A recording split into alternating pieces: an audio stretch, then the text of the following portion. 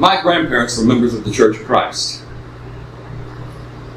Not that it matters, but my dad and mom had me very late in life, and my dad and mom were born later in their parents' lives. My grandparents were born in the 1800s. My mother and father were members of the Church of Christ. I grew up going to church every day in my life, every Sunday in my life.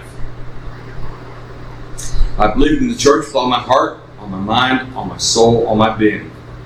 I grew up hearing my dad would record old reel-to-reel recordings off the radio of an old country preacher down in West Virginia, Kentucky by the name of Roy Hall.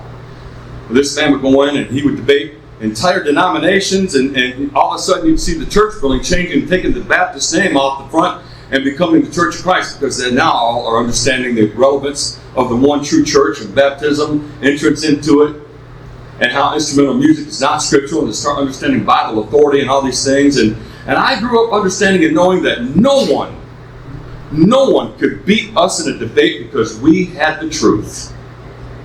I was so proud of that. I love that with every fiber of my being. So when I started becoming really interested in being a true Christian, I never lost that fervor for the desire of the truth and what the truth can do to the denominational world. It can tear them up, and it should be torn up. No lies of the truth. Believing a lie can save no one. It gets no one any closer to anything but more error. A little leaven up the whole lump, right? So, I grew up, when I was about 4 or 5 years old, standing in the backyard and living in Michigan, we could see the northern lights on occasion. And the northern lights were out that night, and they were very vivid. And it almost looked like men marching in the sky. Me, my brother, my sister, my mother. And I'll never forget this. My brother turned to my mother and said, what if this is the judgment day?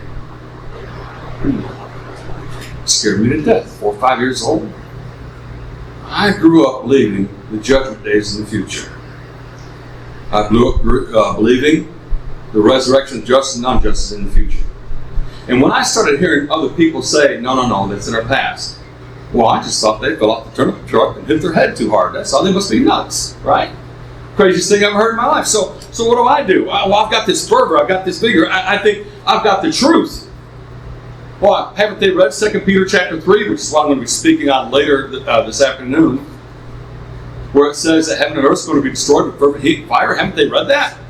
Haven't they read that for those that look for him, he shall appear a second time without sin unto salvation? That the second coming's in our future. And I started to discuss these things with people, and in particular, I started to discuss them with Holger Neubauer.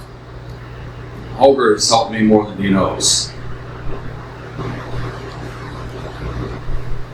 And for the first time in my life, I found myself in a quagmire. I found myself losing an argument. Now, keep in mind, I had debated baptism many times with denominational preachers. I've debated instrumental music. I've debated miracles ceasing. Are they available? Can you speak in tongues today? I've debated these things. And I've always been able to pillow my head at night knowing that I have very successfully refuted any error on those topics that was out there.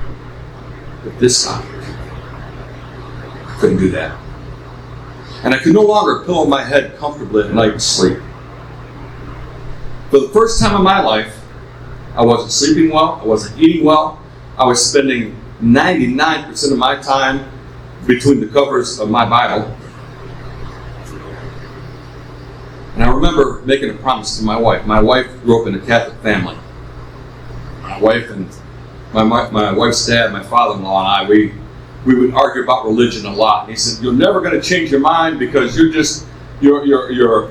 bent so far that way. You'll never change your mind." And I said, I made him a promise. I made my wife a promise. I said, if anybody can ever show where I'm in error, I'll change. I'll shake their hand, I'll hug their neck, and I will change. When this whole eschatology thing started up, I told my wife, I said, "You remember that promise I made to your dad?" She said, "Yes." I said, "I made that same promise to God. I made that same promise to myself.